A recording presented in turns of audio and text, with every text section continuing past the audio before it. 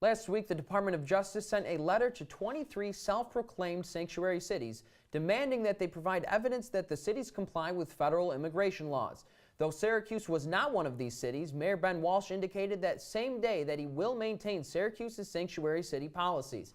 This would be a continuation from his predecessor, Mayor Stephanie Miner's policies. Here to break down what this really means for Syracuse and sanctuary cities across the country is Talking Points analyst Conor Wight. Conor, thanks so much for joining us. Thanks for having me. Now, obviously Syracuse was not on that list, but we do consider ourselves a sanctuary city. What specifically does that mean in our case? Well, that's an interesting point of controversy, mainly because nowhere is there a legal definition for what a sanctuary city is.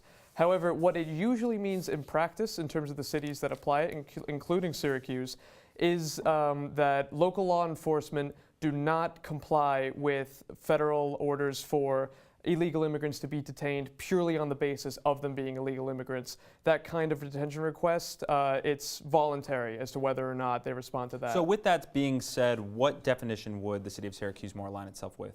Well, that's interesting because what Mayor Ben Walsh said, he had very specific words when it came to this situation.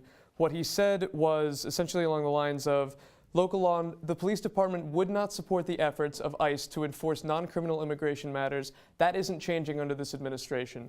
That's important because he didn't actually use the word sanctuary city. Although he basically laid out the definition, some feel that he's not being strong enough not using that actual word. Well, for an independent mayor, I think this is a strong sign that he will reach over to the Democratic aisle. Conor, thanks so much for joining us.